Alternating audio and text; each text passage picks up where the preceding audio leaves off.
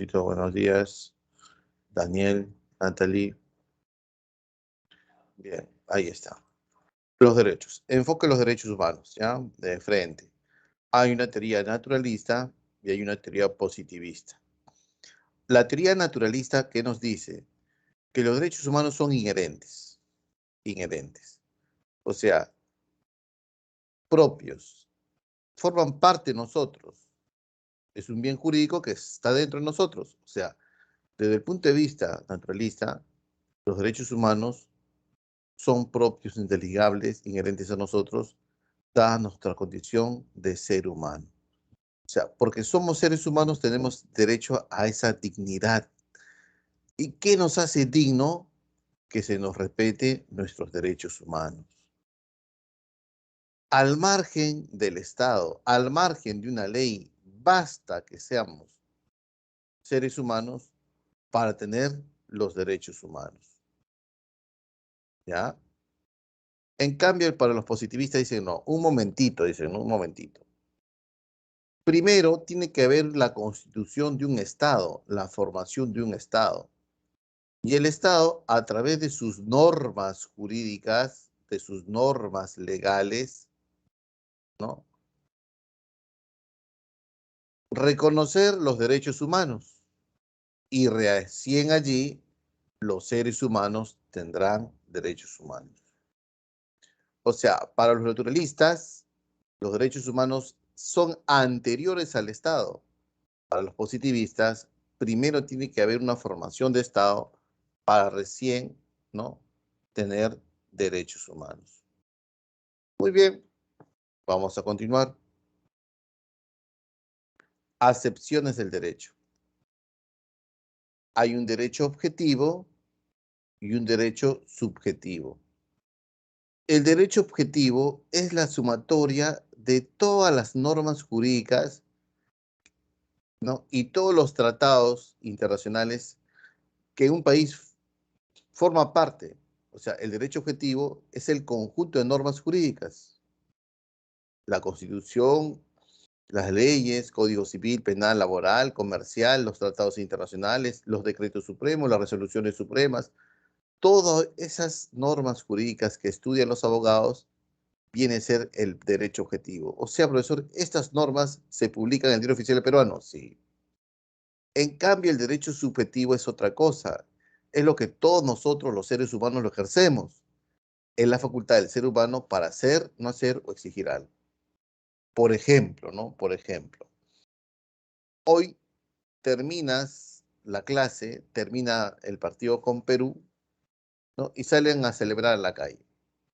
Muy bien, imaginemos que el partido termine a las 10 de la mañana, 10 de la noche, ¿no?, y salen a un bar. Señora, ¿mi consumo cuánto es? 100 soles. Muy bien, cóbrese. ¿Qué esperas que te dé? ¿Boleto, factura, sí o no? Si no te da, exiges. ¿Y por qué exiges? Esa capacidad de exigir es el derecho subjetivo. Pero ¿quién te respalda?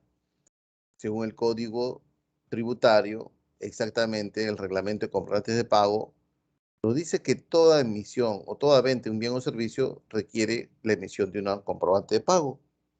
O sea, ¿quién te respalda? El derecho objetivo.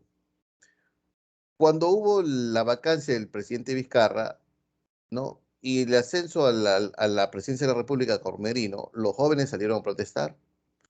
El derecho a la protesta es un derecho fundamental, jóvenes, ¿no?, tipificado en la Constitución Política de Perú, artículo 2. Y los jóvenes salieron a protestar, a exigir la renuncia de Merino. Esa capacidad de expresarse en las calles está amparada por el derecho, sí. ¿Qué derecho? El derecho objetivo. ¿Han entendido la diferencia entre un derecho objetivo y un derecho subjetivo? ¿Sí o no? A ver, díganmelo por favor. ¿Entendieron la diferencia entre un derecho objetivo y un derecho subjetivo?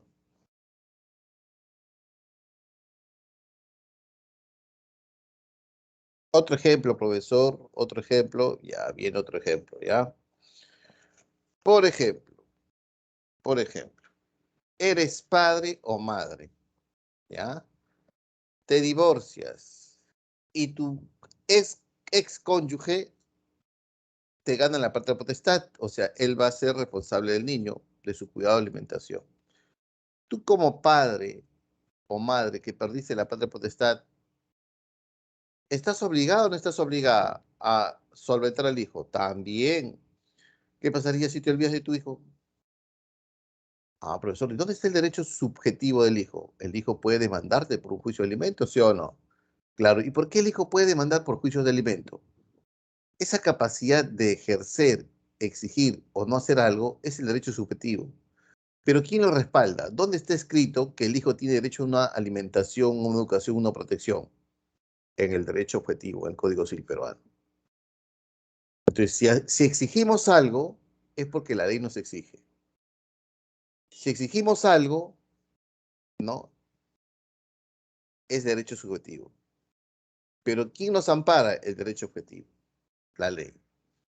Si no hacemos algo, es porque es un derecho subjetivo. Pero ¿quién nos ampara? La Constitución, la ley. Muy bien, vamos a continuar. Los derechos humanos. Los derechos humanos son los derechos inherentes al ser humano, propios, indesligables. Los derechos humanos son normas que reconocen y protegen la dignidad de todos los seres humanos. O sea, somos dignos en la medida que se nos respete, se garantice el cumplimiento de los derechos humanos. Estos derechos humanos rigen la manera en que los individuos vivimos en sociedad, con respeto, con tolerancia, ¿no? Con el rechazo a la violencia y el respeto por la vida, por la libertad, por la igualdad, por la dignidad, ¿no? Y se relacionan entre sí, al igual que sus relaciones con el Estado y las obligaciones del Estado hacia ellos. O sea, los derechos humanos que garantizan la dignidad del ser humano, ¿no? Es tan importante ese respeto por los derechos humanos que el Estado se compromete no solamente a respetar, sino a mantener la vigencia de esos derechos humanos. Artículo 1 de la Constitución dice, no, la defensa de la persona humana es el fin supremo de la sociedad y del Estado. ¿No? O sea, la propia Constitución reconoce la importancia de los derechos humanos y es el Estado que se compromete, ¿no? Que la razón de ser de un Estado es el respeto de los derechos humanos, la defensa de la persona humana y el respeto por su dignidad, el respeto por su dignidad de derechos humanos es el fin supremo de la sociedad y del Estado. Por eso, ¿no? Los derechos humanos son normas que reconocen y protegen la dignidad de todos los seres humanos. ¿Quién reconoce eso? ¿Y quién busca proteger? El Estado. Artículo 44 de la Constitución. Un deber del Estado es garantizar la plena vigencia de los derechos humanos. Muy bien. ¿Cuáles son las características de los derechos humanos? Universales. Son para todos, al margen de color de piel, al margen de nacionalidad, al margen de su procedencia. Está en todos. Eso es una característica, ¿no? Son universales. Segunda característica, son inalienables. Profesor, ¿qué significa inalienables? Que no se pueden negociar, no se pueden arrebatar, no pueden ser objeto de cesión, concesión. Son inalienables los derechos humanos. Los derechos humanos no pueden ser objeto de arrebato, de cesión, concesión, de préstamo, de negociación. Son inalienables. Son indivisibles. Los derechos humanos no se pueden dividir, no se pueden jerarquizar, no hay derechos pequeños ni hay derechos humanos grandes. Como los derechos humanos garantizan la dignidad del ser humano, entonces los derechos humanos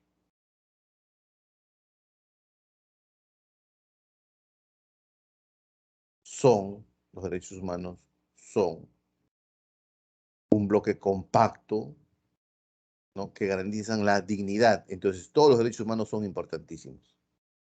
No vuelvo a repetir, no hay derechos grandes ni derechos chicos ni pequeños. Todos son importantes. ¿Por qué? Porque garantizan la dignidad.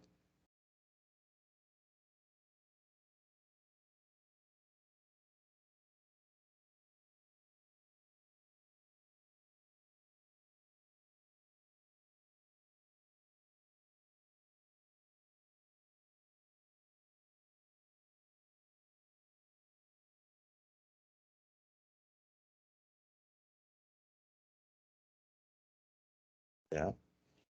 Bien, ¿y qué más podemos decir con los derechos humanos? Los derechos humanos tienen una interdependencia e interrelación. Interdependencia e interrelación. ¿Qué significa eso, profesor? Que si yo quiero cumplir un derecho humano o quiero garantizar un derecho humano, tengo que garantizar otros derechos humanos. Por ejemplo, un derecho humano es el derecho a la vivienda, perdón, a la educación. Un derecho humano es el derecho a la salud.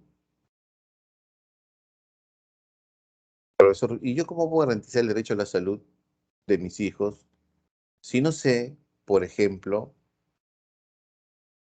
cuándo les tocan las vacunas? ¿Para qué es una vacuna? Entonces tengo derecho a qué? A informarme. Y el derecho a la información es un derecho humano.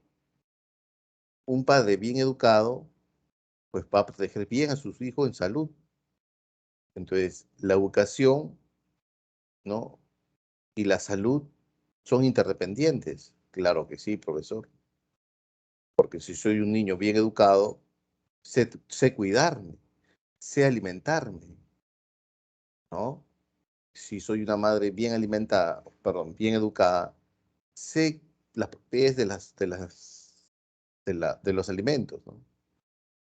Muchas veces por ignorancia tenemos hijos con falta de hierro, desnutridos, descalcificados.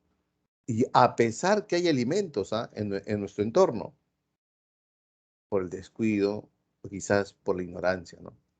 Entonces, los derechos humanos también son interdependientes. Muy bien, son imprescriptibles. ¿Qué significa imprescriptibles? Que los derechos humanos duran para siempre, ¿no? La humanidad conquista un derecho humano y eso se queda para la eternidad. ¿Ya? ¿Y por qué? Porque no se puede hacer reformas de normas, de constituciones que disminuyan los derechos humanos, jóvenes. Imposible. Aquí en el Perú y en el mundo. O sea, no se puede cambiar una constitución como se quiere cambiar y disminuir los derechos humanos de las personas. Eso no se puede hacer. Una vez que se conquistan los derechos humanos, esos derechos humanos ya quedan para siempre. Quedan para siempre. Ya. Entonces, son imprescriptibles, son para toda la vida. No tienen fecha de caducidad por ningún motivo. Y a eso también se puede aplicar cuando alguien comete delitos de lesa humanidad. Cuando un mandatario, un general, un policía, un funcionario público, un servidor público o el aparato público vulnerase los derechos fundamentales, ¿no? Como desaparición forzosa, torturas, secuestros, ¿no? Fosas comunes, etcétera, etcétera, asesinatos sistemáticos, planeados, planificados por el Estado, por más que este expresidente se esconda, siempre van a tener que enjuiciar. Tarde o temprano lo encuentran y lo enjuician. Por más que pase 50 años, 60 años. ¿Por qué, profesor? Porque también violar derechos humanos es un delito imprescriptible. No caduca, no vence, no tiene fecha de vencimiento. Son irrenunciables, por voluntad propia no se puede renunciar, ¿no? Y son progresivos que a medida que ha pasado el tiempo, ¿no? En la historia, los derechos humanos se han ido conquistando poco a poco, ¿no? Bien. Evolución de los derechos humanos. O sea, decir que es progresivos significa lo siguiente, jóvenes, ¿no? No pensemos que de pronto apareció el derecho a la educación junto con el derecho a la vida y el derecho a la paz o el derecho a las 8 horas de trabajo. No, ustedes cuando vean películas, ¿no? El rey lo mira grueso al rey, el rey dice, ¿qué me miras? Nada, ¿qué va a pasar? Te condeno a muerte, sacan la espada y te sacan la cabeza. Así era, ¿no? Por eso, y el derecho a la vida no existía. El derecho a la vida se ha conquistado con la Revolución Francesa. También, profesor, cuando yo veo películas antiguas, ¿no? Veo que el pueblo no sabe leer, que es muy difícil que alguien sepa leer. Normalmente, ¿quién sabe leer? La iglesia, los clérigos, ¿no? Los grandes sacerdotes, ¿no? Y también, ¿quién? La clase elitista, ¿no, profesor? Sí, porque la educación era un privilegio. ¿Desde cuándo el pueblo lee? Ah, pues que el derecho humano a la educación ha sido conquistado y hace poco nomás. ¿Ya? Entonces vamos a ver la evolución de los derechos humanos, ¿ya? Los derechos humanos se dividen en tres generaciones. La primera generación, 1G, primera generación, fue, apareció con la Revolución Francesa, el año 1789. Y allí se va a conquistar dos tipos de derechos, derechos civiles y políticos. A raíz de la Revolución Francesa aparece el derecho a la vida, por ejemplo, ¿no? El derecho fundamental a la vida. Pasaron algunos años y a finales del siglo XIX, más o menos finales del siglo del año 1900, aparecen los derechos de segunda generación, ¿no? Y aquí aparecen los derechos a la educación, por ejemplo, ¿no? Derechos económicos, derechos sociales y derechos culturales como la educación, ¿ves? Ah, profesor, reciente nomás, sí, recién nomás. Y pasaron 48 años después de la Segunda Guerra Mundial, exactamente el año 1948, ¿no? Aparecen los derechos de tercera generación. Exactamente con la famosa Declaración Universal de los Derechos Humanos. Y ahí aparece el derecho a la paz, a la independencia de los pueblos, tanto política y económica, a la libre determinación de los pueblos, derechos de tercera generación. Entonces, en el siguiente PPT vamos a ver qué cosa, profesor. Los derechos de primera generación que comprenden lo mismo que de segunda y tercera generación. ¿Ya? Bien, hasta aquí alguna pregunta. Preguntas, por favor. Preguntas, preguntas.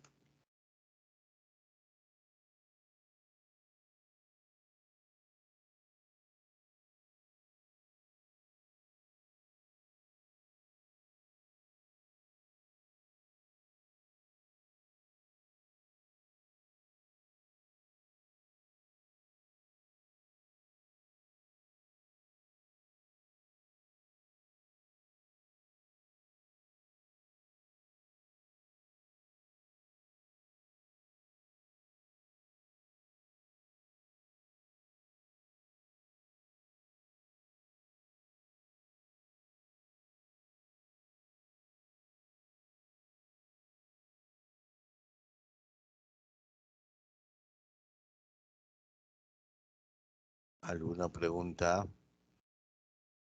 Preguntitas.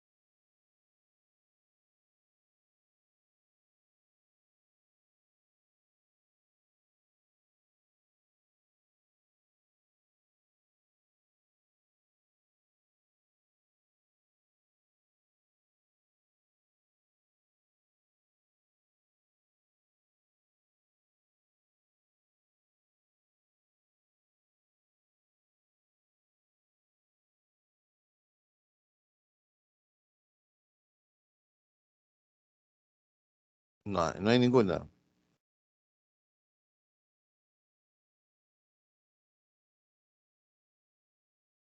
Bien, ahí se me cayó. Bien, continuamos entonces. Vamos a ver los derechos de primera generación. Recuerden que apareció con la Revolución Francesa el año 1789, ¿no? Muy bien. Allí el Estado reconoce el derecho de los individuos. Son derechos que el Estado dice, bien, reconozco y lo voy a proteger. Derechos individuales. Individuales. Muy bien. Uno de los derechos más importantes es el derecho a la vida, pues, ¿no? Como ustedes saben muy bien. Bueno, no puedo decir el más importante, ¿no? El condicionante de los más derechos, ¿no? El derecho a la vida. Ahí está. El derecho a la libertad, la seguridad jurídica, el derecho a la no discriminación, a la igualdad ante la ley, el derecho a la integridad física, psíquica, psicológica. O sea, no me pueden maltratar, no puede ser sometido a torturas. El derecho a la libertad individual, como transitar libremente por las calles, por los países. El derecho a la nacionalidad es un derecho civil. Todo lo que está en negrito son civiles. Y lo que está de rojo son los derechos políticos. El derecho a el caso de persecución política, toda persona tiene derecho al asilo político. Ah, como ocurre en Venezuela, ¿no, profesor? Sí, hay muchos políticos que están en contra de Maduro y terminan presos, ¿no? Entonces, para no terminar preso, me pido un asilo político de la embajada extranjera dentro de Venezuela, me la dan y salgo del país con pasaporte, ¿no?, extranjero. Así como la ciudadanía, ¿no?, a elegir y ser elegido, a formar partidos políticos, derechos políticos. Muy bien, los derechos de segunda generación aparecen, tiene dos fases este derecho, ¿ya? Porque es un derecho, ¿sabes quién? Son derechos colectivos. Son derechos colectivos. O sea, ya no el Estado está reconociendo derechos individuales, ¿sí o no? Sino son derechos colectivos. Son derechos que el Estado dice, ah, bien, voy a reconocer en algunos pobladores este derecho. Entonces, estos derechos colectivos tuvieron su reclamo primero a finales del año 1900, o sea, el año 1860, 1870, 80, 90, Europa y Estados Unidos estaba en en claras protestas de los trabajadores, de los asalariados, de los obreros, de los campesinos. Protestaban porque la jornada laboral era demasiadas horas, ¿no? Se inició con 16 horas, bajó a 14, luego a 12. Entonces era un trabajo esclavizante, ¿no? El padre de familia que sostenía el hogar no venía en toda la semana a casa. ¿Por qué? Porque en la propia fábrica, es el origen del capitalismo, había cuarteles, como en China, no sé si ustedes sabrán. En China hay una ciudad que le llaman la ciudad del iPhone, de la manzanita, algo así. La cosa es que Foxconn es una empresa china que fabrica celulares, el iPhone, ¿ya? Y es una ciudad, ¿ya? Que en esa ciudad está la empresa. Esa empresa recluta 300.000 chinos diarios. Profesor, ¿y estos 300.000 chinos diarios dónde trabajan? ¿Dónde trabajan? En iPhone. ¿Y dónde viven? Al costado de la fábrica. Trabajan 8 horas, pero como el salario es bajo, prefieren trabajar 14 horas. Salen de la fábrica y se van a los cuarteles. ¿Qué son los cuarteles? Los mini departamentos, ¿no?, donde viven ahí. Comparten 5, 6, 7, 8 obreros un departamento. Solamente, ¿qué hacen? Van a dormir. Despiertan y van a trabajar. Salen y van a dormir y así. Pero antes, los años 1850, 1880, 90, dentro de las propias fábricas habían cuarteles. Y la jornada no era 8 horas, sino era 16 horas. O sea, prácticamente estabas en esclavitud, ¿no? El domingo se descansaba y el domingo venía la familia a visitarte a la fábrica. El origen del capitalismo es eso, ¿no? Los salarios y miseria. Entonces, ¿qué pasó en esos años? Se organizaron en sindicatos, en gremios y comenzaron a reclamar, reclamar, reclamar. Y recién en Primera Guerra Mundial, el año 1914 a 1919, un estado del mundo recién reconoce el derecho a las 8 horas. Fue la Constitución de Querétaro, México, 1917. Entonces, los derechos de una generación fueron el resultado de los reclamos, ¿no?, a finales del siglo XIX, pero la consagración, el reconocimiento fue dentro de la Primera Guerra Mundial. ¿Y qué derechos tenemos? Derechos económicos, sociales y culturales. Los derechos económicos, el derecho al trabajo, a las 8 horas, al salario justo, al descanso, ¿no? Derechos sociales, derechos a la salud, derecho a la jubilación y una pensión, derecho a la seguridad social, si estoy trabajando, tengo que estar asegurado. Y los culturales, derecho a la gratuidad de la enseñanza. O sea, a partir de Querétaro, 1917, ¿no?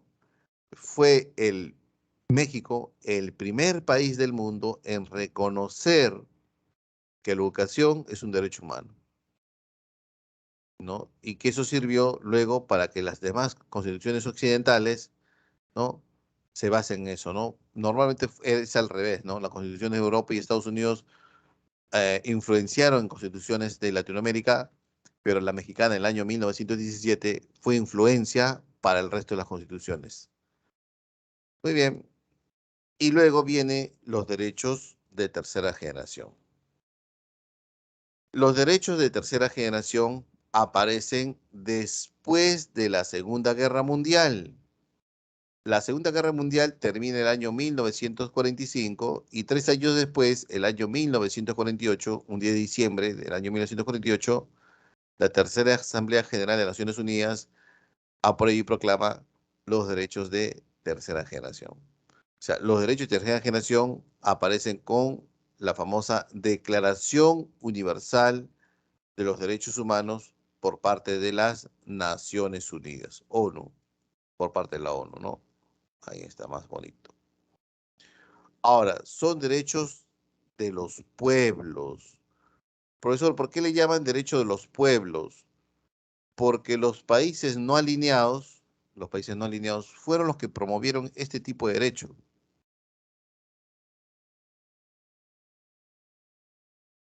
¿Ya? Los países no alineados fueron los que proponieron este tipo de derecho.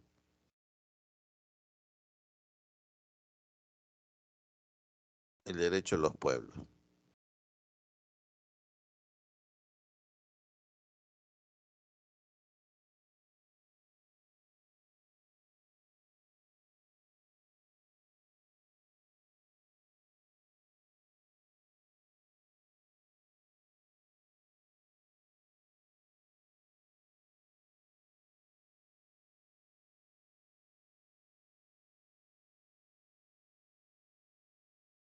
Bien.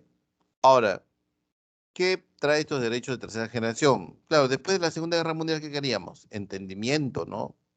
Arreglo de diferencias de manera pacífica, el derecho a la paz, al diálogo, la tolerancia, el derecho a la libertad, perdón, el derecho a la libre autodeterminación de los pueblos, o sea, la libertad de los pueblos, o sea, comienza, ¿qué cosa? La independencia de las colonias del África y el Asia, ¿no? La independencia política, económica, administrativa de las colonias, el derecho a la paz y al entendimiento, el derecho a la justicia internacional, el derecho a la protección del medio ambiente, ya no queremos más bombas nucleares, ¿no? Y el derecho a al disfrute del patrimonio de la humanidad, el derecho al progreso, al desarrollo y a la vida digna, son derechos de tercera generación, ¿no? Tercera generación. Muy bien, entonces tenemos tres generaciones, ¿no? Primera, Revolución Francesa; segunda, ¿no? Movimiento obrero; y tercera, después de la Segunda Guerra Mundial. La primera generación, derechos individuales; segunda generación, derechos colectivos; y tercera generación, derechos solidarios o de los pueblos. Bien, hasta aquí alguna pregunta, preguntas. ¿Quiénes conformaban los países no alineados? Ah, verdad, buena pregunta, ¿no? Las colonias, bueno, o no eran colonias, ¿no? Los países, en este caso no eran países todavía porque no había un reconocimiento de naciones por los países, ¿no? Por ejemplo, el norte de África,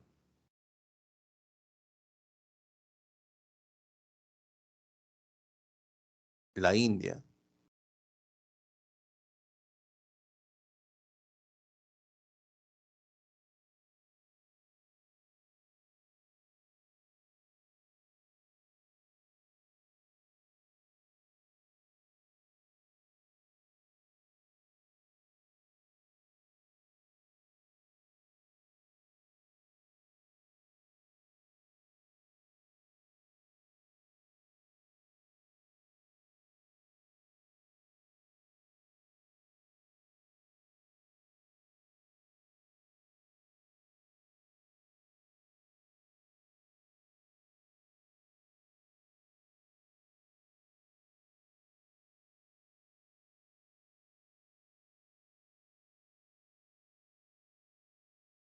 Bien, vamos a poner ya. Vamos a continuamos. Bien.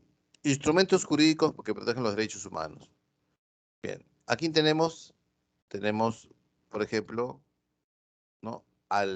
La Carta Internacional de Derechos Humanos. Miren, si te preguntan, ¿quién es el documento más importante de derechos humanos en la pregunta de examen de admisión? Tienes que marcar la Carta Internacional de Derechos Humanos. ¿Por qué? Porque esa Carta Internacional de Derechos Humanos engloba las tres generaciones. O sea, la Carta es la sumatoria de la primera, la segunda y la tercera generación. Recuerda que la primera generación es derechos civiles y políticos, la segunda, económicos, sociales y culturales, y la tercera, la Declaración Universal de los Derechos Humanos. El año 1966, ¿no? Se aprueba la Carta Internacional de Derechos Humanos. Y ahí que está el Pacto de Derechos Civiles y Políticos, el Pacto de Derechos Económicos, Sociales y Culturales, y la famosa Declaración Universal de los Derechos Humanos propuesta por las Naciones Unidas el 10 de diciembre del año 1948, que consta de 30 artículos, que todos lo tienen en su cuaderno, en la parte trasera, y van a tener que leerlo, jóvenes, ¿ah? Lean. Ya vino una pregunta, de los 30 artículos ha venido una pregunta sobre esto, sobre la declaración. Muy bien. ¿Cuándo fue el año 1948, no, profesor? ¿Y el Perú desde cuándo forma parte? Vamos a explicar esto un poquito. El año 1948, las Naciones Unidas le dice a la humanidad, mira, aquí hay 30 artículos, es un acto propositivo. O sea, las Naciones Unidas propone a los países, ¿no? Un conjunto de derechos humanos que consta en 30 artículos. País que quiera, me pasa la voz para suscribir el convenio, para suscribir el tratado. Entonces, por ahí, yo quiero Francia, yo quiero Chile, yo quiero Brasil, yo quiero. Y firman los tratados con las Naciones Unidas. Es un tratado de derechos humanos, tiene rango constitucional. Y el Estado, firmando, ¿no? Está obligado a, de manera progresiva, incorporar a sus leyes. Pero no es que las Naciones Unidas obligue a los países, ¿no? Sino es un acto de proposición, ¿no? Propone. Recién 11 años después, el año 1959, el Estado peruano firma el tratado también. ¿Ya? Otro instrumento que protege los derechos humanos es la Comisión Interamericana de Derechos Humanos y la Corte Interamericana de Derechos Humanos. ¿Ya? Bien. Si bien es cierto, a nivel regional, o sea, esto es América, Sudamérica, Centroamérica, y esto es América del Norte, a nivel regional, América, ¿no? Hay un pacto de San José, el pacto de San José. Y ese pacto de San José promueve los derechos humanos en la región de América, ¿no? Y tiene dos brazos. ¿Quiénes son? Ahí están los dos brazos. La Comisión Interamericana de Derechos Humanos y la Corte Interamericana de Derechos Humanos. La Comisión y la Corte promueven los derechos humanos en la zona, en América. Pero la diferencia es que la Corte es un órgano jurídico, judicial. En la Corte va a haber juicios, ¿ya? Entonces, ¿qué hace la comisión? La comisión observa y promueve. Por ejemplo, si en el Perú ha habido una ciudadana, un ciudadano, una familia, un pueblo, donde se violó los derechos humanos, ¿no?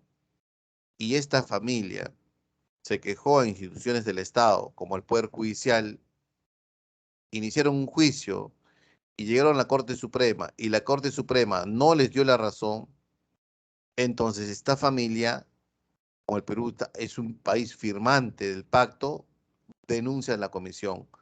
La comisión hace la observación, dice, hay indicios de violación de derechos humanos, que eso pasa en la Corte. Y la Corte hace la evaluación y la sentencia mediante un juicio. O sea, el filtro es la comisión, profesor. Primero vamos a la comisión. Y hay innumerables casos, ¿no? Donde personas, donde se violó sus derechos humanos, se enjuició a una institución del Estado, el Estado le ganó, o sea, prácticamente Estado defiende Estado, la persona dijo, no, pero me han violado mis derechos humanos, pasó a la comisión evaluó, dijo, hay indicios que pase a la Corte, y en la Corte se sentencia al Estado. ¿Quiénes van a la comisión y a la Corte? Personas contra el país, contra el Estado, ¿ya? Por ejemplo, en Ecuador hay un caso emblemático en Ecuador, ¿no? Una niña fue ultrajada por el director de un colegio de primaria, director, y se hizo un juicio, ¿no? La niña adulta enjuició al Estado, ¿ah? Una valiente, ¿no? Ya la adulta enjuició al Estado, presentó todas las pruebas, ¿no? Y fue un escándalo porque la Corte Suprema de Ecuador le negó, ¿no? Falló a favor del Estado, o sea, falló a favor del colegio y por consiguiente a favor del Estado, porque es el Estado público, colegio público. La adulta, ya, la víctima, presentó una denuncia ante la Comisión Interamericana de Derechos Humanos. La comisión dijo, hay indicios que pasa en la corte y en este caso, la víctima con sus abogados defensores fueron a San José, Costa Rica. El Estado ecuatoriano, a quien le vamos a golear hoy, fue con sus abogados, sus procuradores públicos y se inició el juicio. Y la sentencia de la Corte Interamericana de Derechos Humanos fue a favor de la víctima. ¿Y qué procuró? Una reparación civil. Las sentencias de la Corte son inapelables y tienen carácter vinculante. ¿Qué significa vinculante?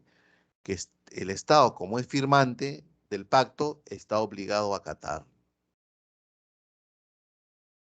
¿Ya? Muy bien. Antes de terminar, antes de terminar con la clase, vamos a hablar del artículo 2 de la Constitución de los derechos fundamentales, ¿ya?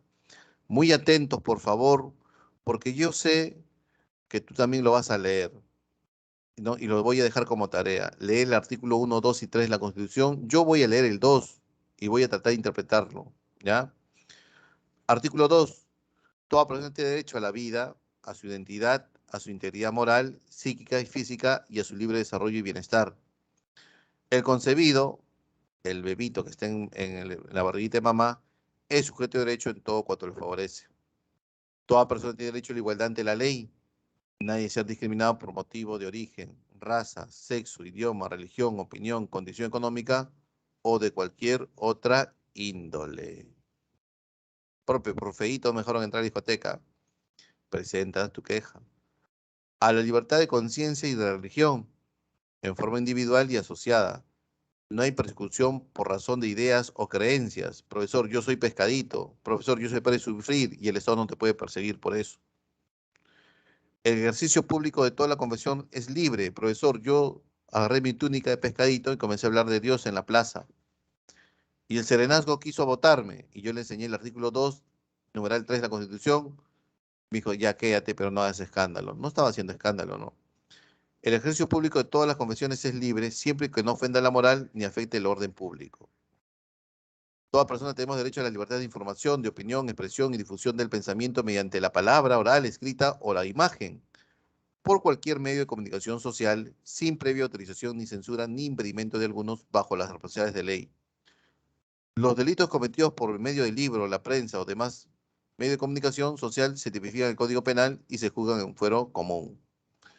Es delito toda acción que suspende o se clausura algún órgano de expresión. O sea, Pedro Castillo no le puede quitar la licencia a Willax, por ejemplo, ¿no? Por más que Willax hable mal de Pedro Castillo y su gestión. Es un delito. Los derechos de informar y opinar comprenden los de fundar medios de comunicación. Toda persona tenemos derecho, por ejemplo, al honor y la buena reputación, a la intimidad personal y familiar, así como a la voz y a la imagen propia. Profe, pero yo mandé un pack a mi amiga y ya soy famoso ya, más que un youtuber. En ti se ha vulnerado un derecho, ¿no? A la intimidad. ¿Quién filtró esa información si es privada?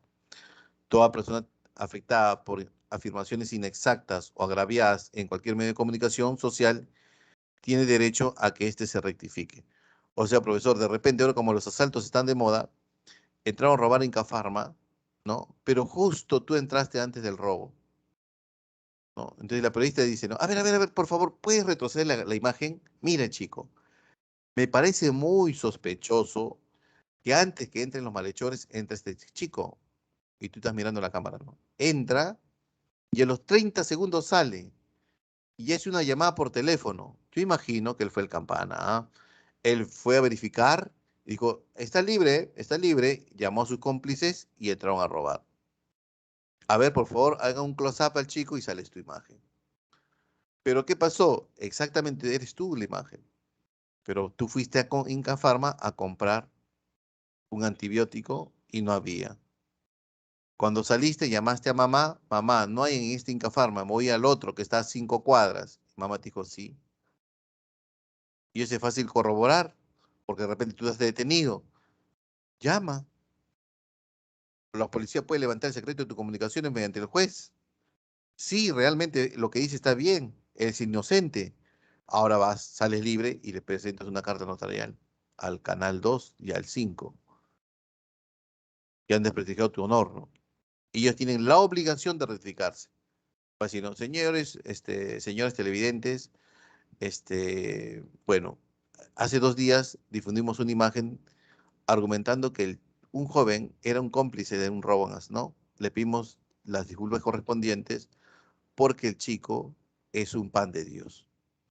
Eso no implica que tú puedas pedir una reparación civil, ¿ya?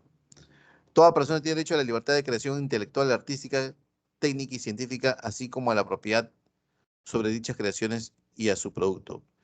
El Estado propicia el acceso a la cultura y fomenta el desarrollo y difusión. Toda persona tiene derecho a la inviolabilidad domiciliaria, jóvenes. A nadie puede entrar a tu domicilio, no. Si es que no lo permito, nadie, o nadies, ¿sí?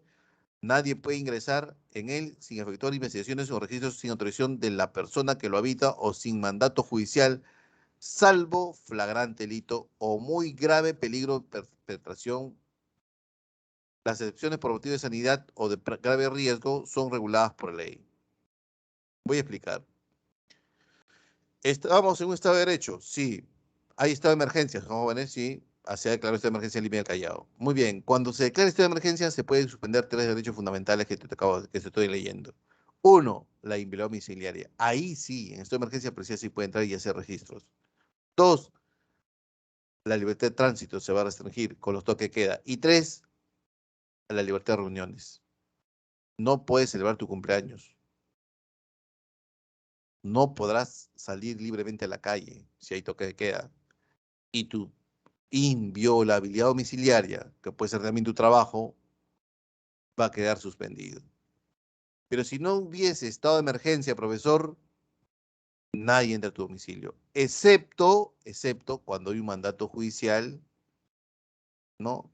Hay una flagrancia de delito flagrante, ¿no? O sea, el delincuente robó y se metió a la quinta, su guarida, y la policía entra, se metió a una casa y la policía entra por flagrancia y por grave peligro de su perpetración, ¿no? De repente un esposo iracundo, ¿no? Con un cuchillo en mano amenaza a su esposa por ser infiel, ¿no?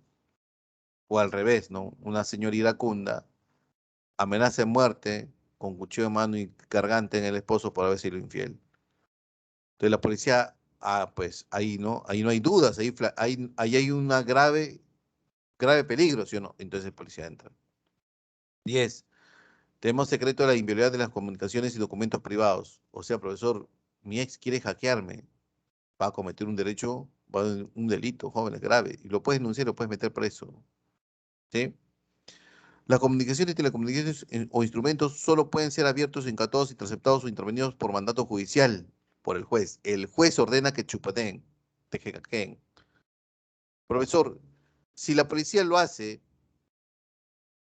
y exactamente cuando lo hace la policía, tuvo información exacta para enjuiciar al narcotraficante, el abogado del narcotraficante decir, a ver, muestren las pruebas.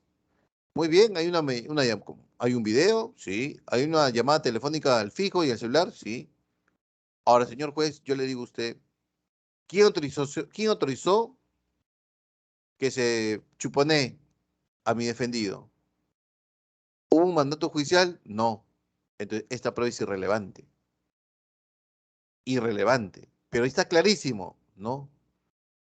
No puede ser prueba. ¿Por qué? Porque fue obtenido de manera ilegal. Y los que han obtenido esa prueba van presos. Las comunicaciones, telecomunicaciones o sus instrumentos solo pueden ser abiertos, incautados, interceptados o intervenidos por mandato motivado por el juez, con las garantías previstas por ley. Se guardará secreto en los asuntos ajenos al hecho que se motiva en su examen. Los documentos privados obtenidos con violación de este precepto no tienen efecto legal. ¿Ves? Bien. A elegir el lugar de su residencia. 12. A reunirse pacíficamente sin armas. Las reuniones en locales privados o abiertos al público no requieren aviso previo. Las que se convocan en plazas, vías públicas, exigen anuncio anticipado a la autoridad, la que puede prohibirla solamente por motivos probados de seguridad o sanidad públicas. Podemos decir, Pedro Castillo, no me representas, y le pedimos a la autoridad competente, porque vamos a marchar por la Plaza de Armas, por el Palacio de Justicia, por la Avenida Bancay.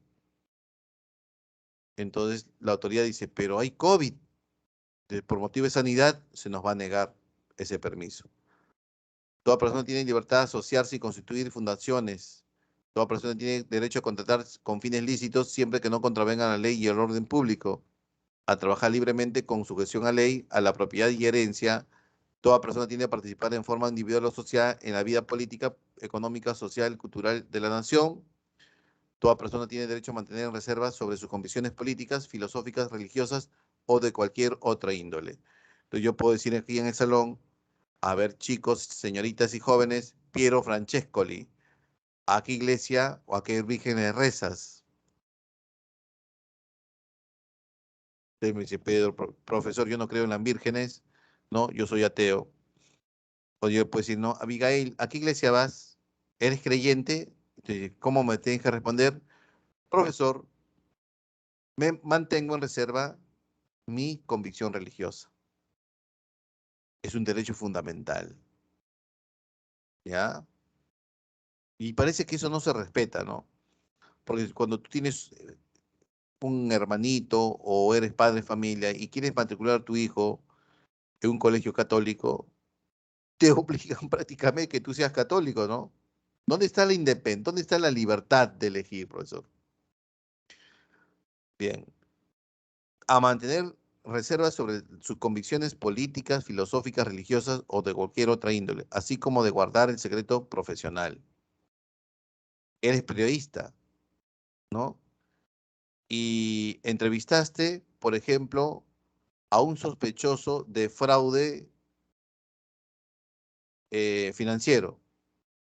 Muy bien, tu entrevista sale a nivel nacional, es uno de los más vistos en la semana, ¿no? Y muchas denuncias tiene este supuesto delincuente, ¿no? Estafador, que la policía llega a tu oficina y te dice, ¿dónde lo entrevistaste? ¿Dónde está? Porque se supone que estudiaron el video, dice, no es una casa, ¿no? No es un departamento, es una casa. Escucha el ruido de tal lugar, pues son peritos, bueno. Y tú tienes el derecho al secreto, el secreto de la profesión, ¿no? Secreto profesional. No puedes decirle no. A su identidad étnica cultural, el Estado reconoce y protege esa identidad étnica cultural. A formular peticiones individuales y colectivas por escrito a la autoridad competente, la que está obligada a dar al interesado una respuesta también por escrito dentro del plazo legal.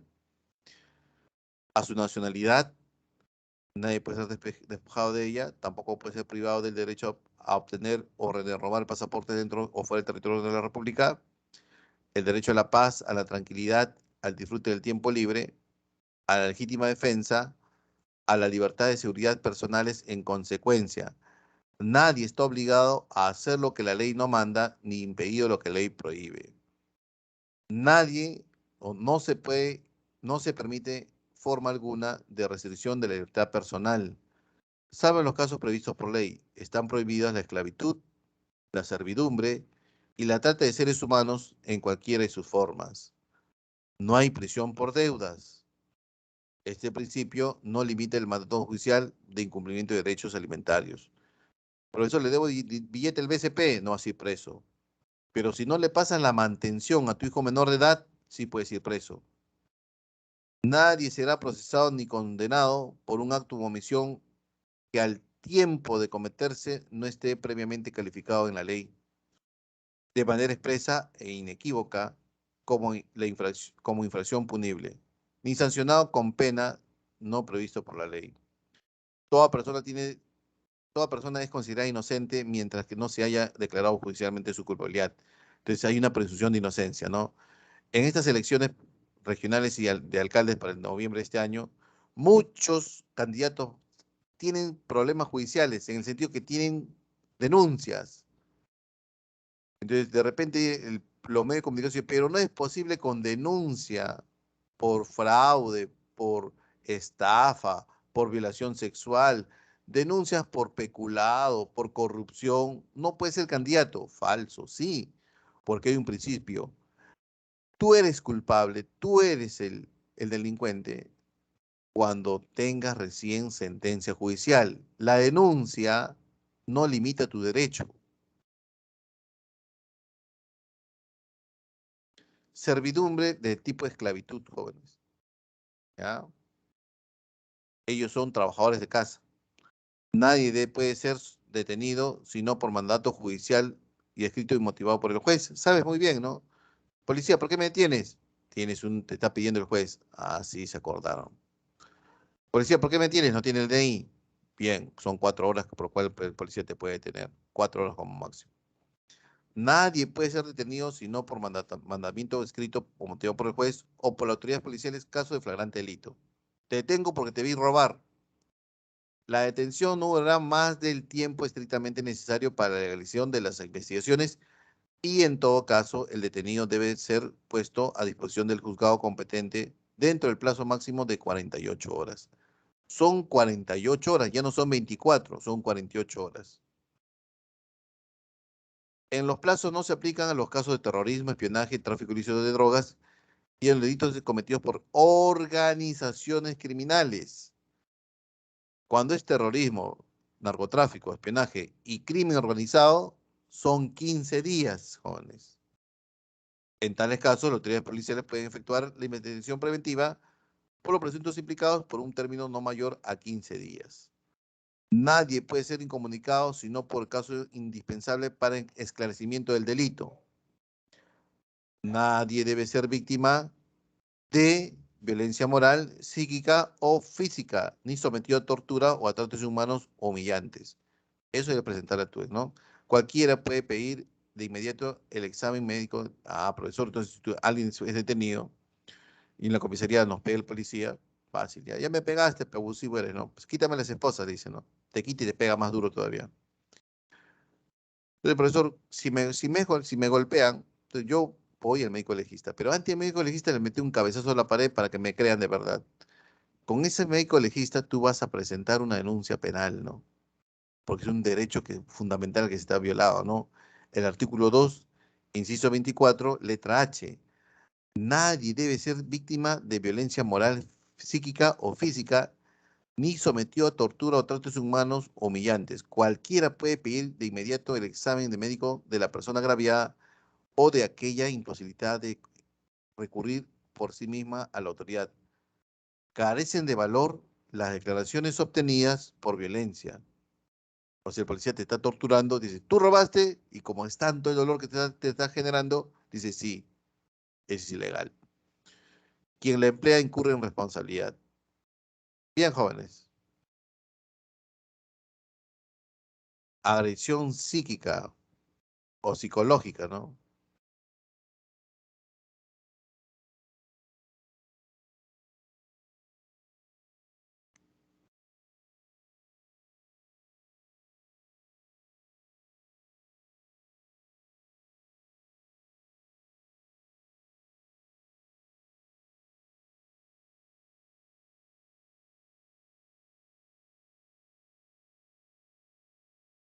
El bullying, la amenaza, el chantaje, la humillación, los insultos, las comparaciones, ¿no? De repente tu esposa o tu ex te dice, ¿no?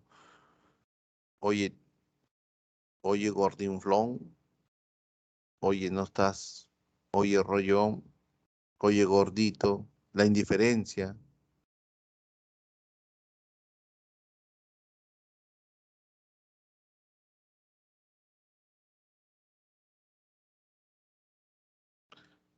Profe, ¿recuerda la noticia pasada en que el serenago se le lanza encima al pituco? En ese caso fue una mala intervención.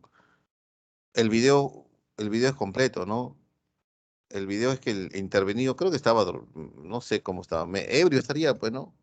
Había infringido la norma, ¿no? Había un toque de queda, creo, o esta emergencia. Había un toque de queda, ¿no? Entonces se sale a comprar licor, prohibido todavía, ¿no? Entonces había una flagrancia, pues, ¿no?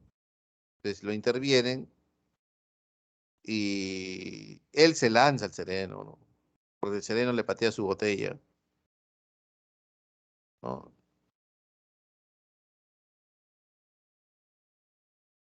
Mm. Y había una queja de los vecinos que estaban haciendo escándalo.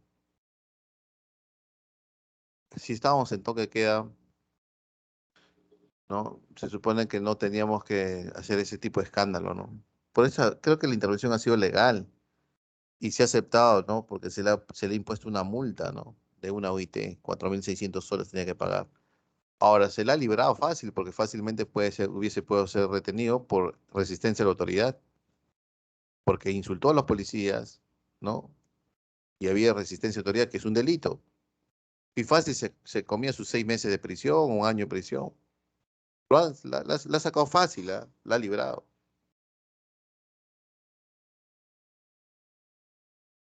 Pero también yo creo que la autoridad debió castigar también a la empresa de delivery, ¿no?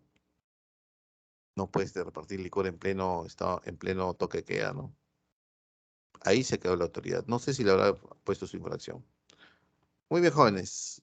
Pasemos al Force. Marquemos las preguntas correspondientes del Force. Si no hay más preguntas. He tratado de hacer todo el artículo 2 de la Constitución.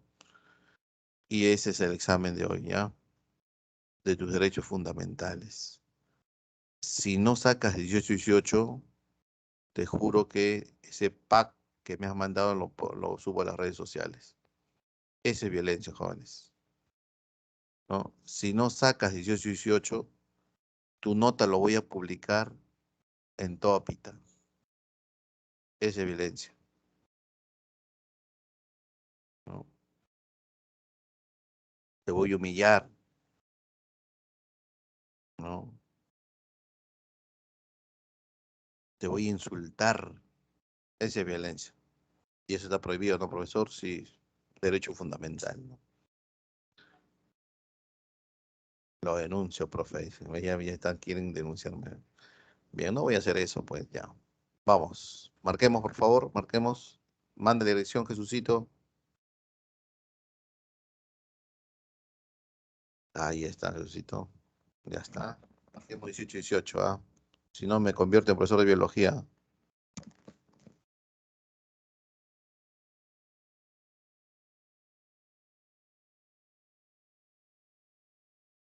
Están agradeciendo, dice. Están agrediendo. Bien.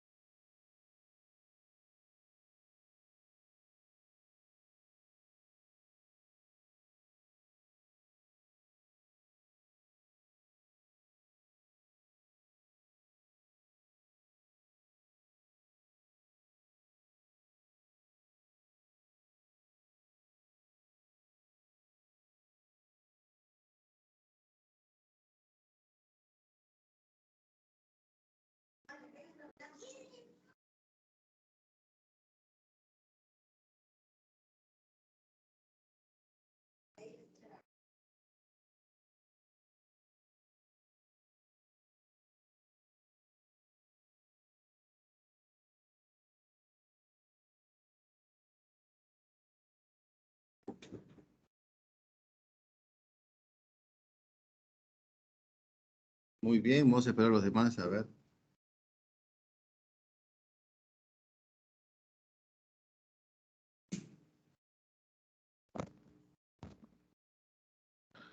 Bueno, de las universidades nacionales, la Facultad de Economía en San Marcos es la mejor, ¿no?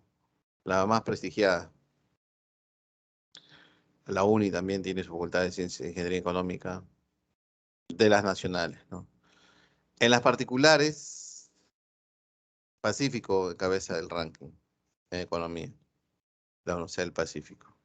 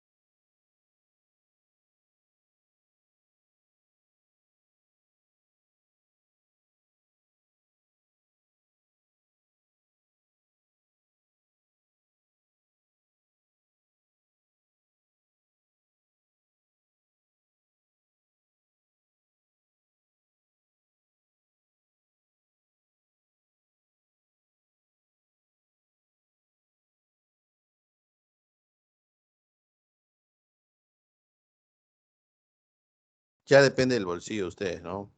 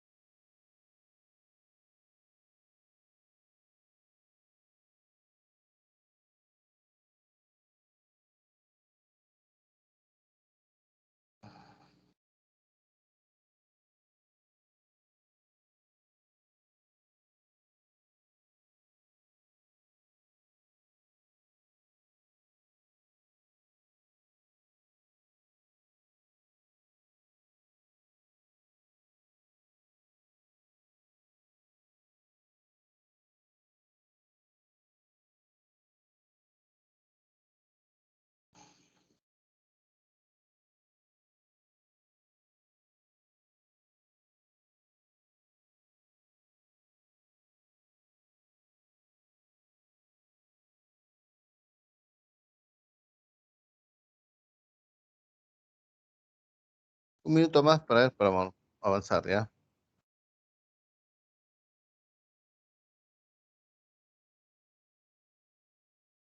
Vamos a marcar, por favor.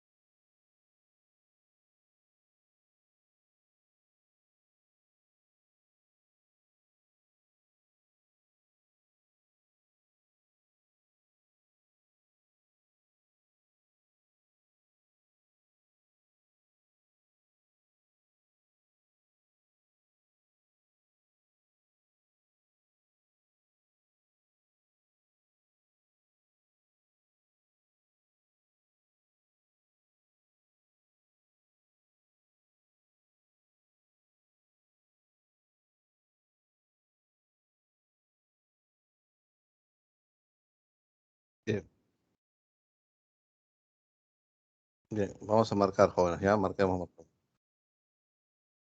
marquemos, marquemos. Uno, profesor, este es alimentación saludable, este es salud, y el derecho a la salud es un derecho de segunda generación, uno dedo. ¿Está bien?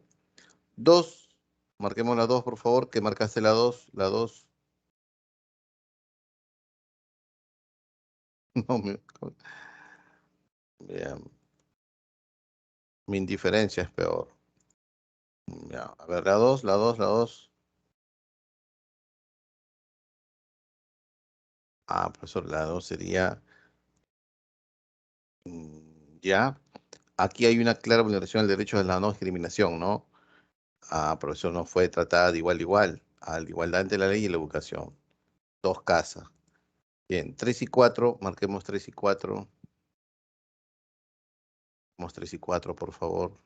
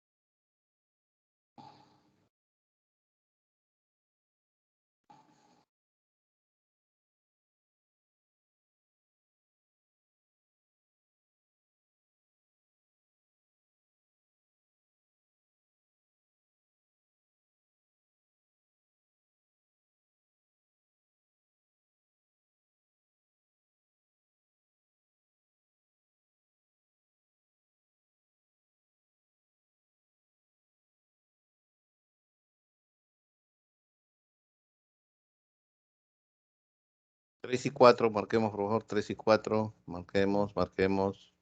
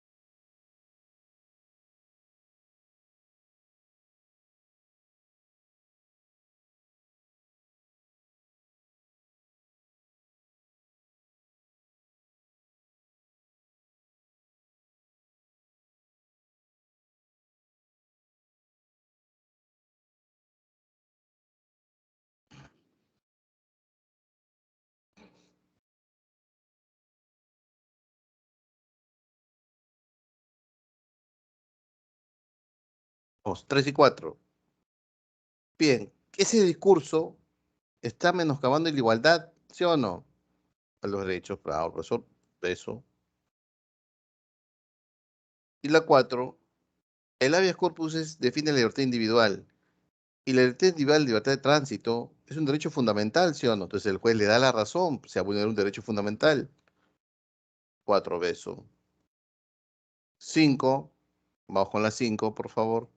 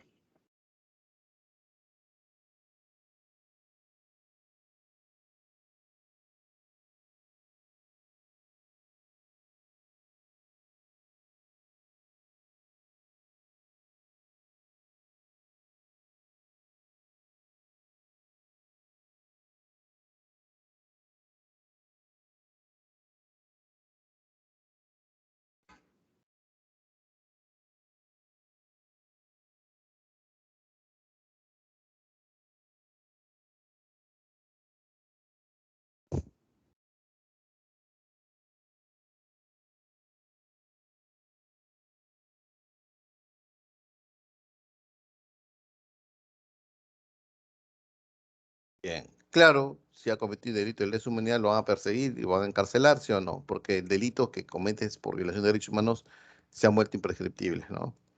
6 y 7, 6 y 7, por favor. Claro, las 6, si te preguntan, dedo, ¿no? Eso ya ha venido, ya ha venido. Vamos con la 7, vamos con la 7. La 7, dedo, también ya ha venido. Si no necesitas que te pueda explicar.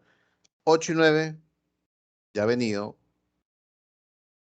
¿no? Beso. Y la 9, vamos con la 9, por favor. Vamos a la 9.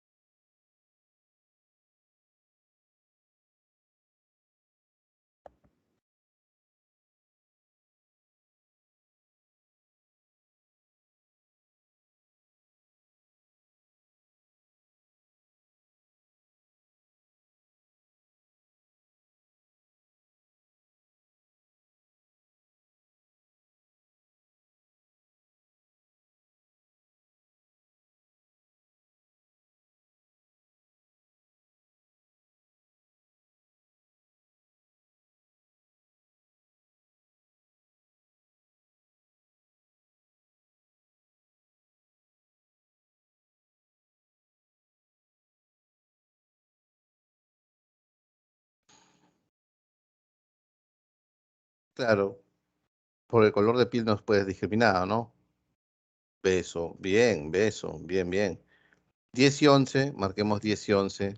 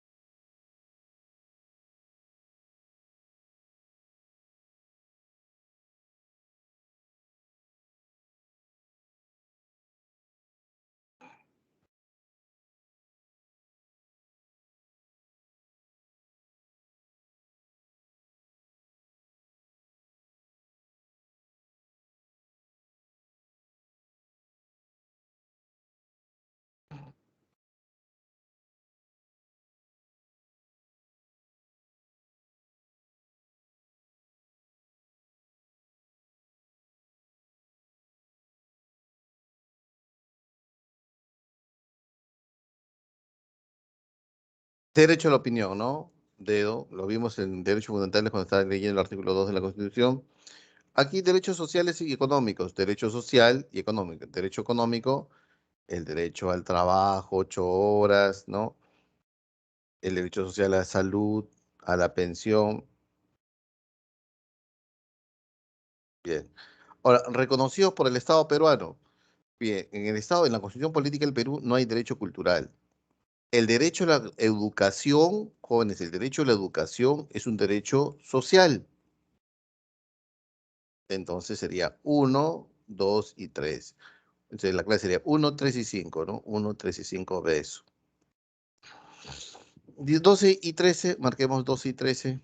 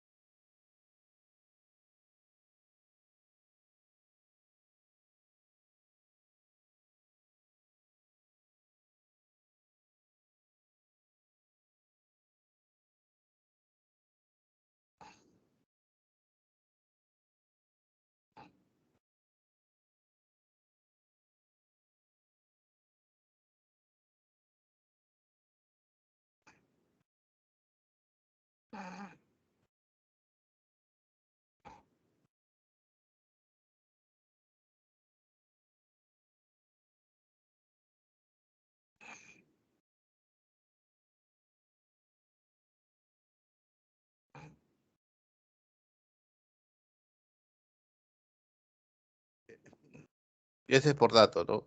El 10 de diciembre del año 1948 se proclama la Declaración Universal de los Derechos Humanos. 11 años después, el 59, Perú suscribe.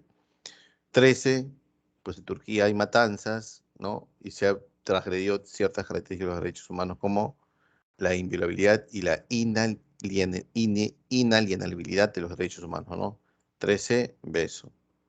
13 beso. Muy bien, muy bien. Vamos a continuar. 14 y 15. 14 y 15.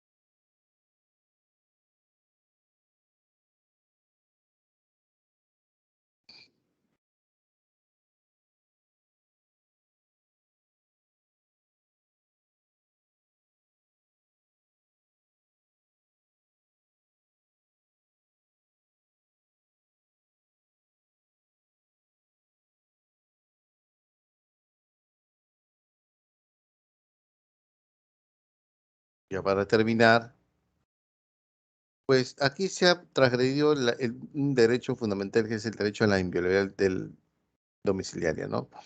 Por más que el terreno sea del Estado y yo haya construido sobre él un terreno del Estado haciendo un centro de esparcimiento, el decreto supremo me está diciendo que yo debo dejar entrar libre, de libre acceso a cualquier ciudadano.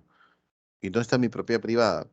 Y la 15, pues los serenos también tienen la facultad de detener por flagrancia delito, ¿no? Los serenos no es que tengan más derechos, ¿no? Los serenos arrestan cuando hay flagrancia. ¿Y qué están ejerciendo ahí? Una ley, la ley del arresto ciudadano. Que cualquier ciudadano podemos inmovilizar un delincuente, jóvenes. Esa ley está en el Perú, ¿ya? Hace años ya. Bien, jóvenes, buen provecho. Nos estaríamos terminando la clase hoy ahí. Cuídense, un abrazo a todos. Celebremos el triunfo Perú.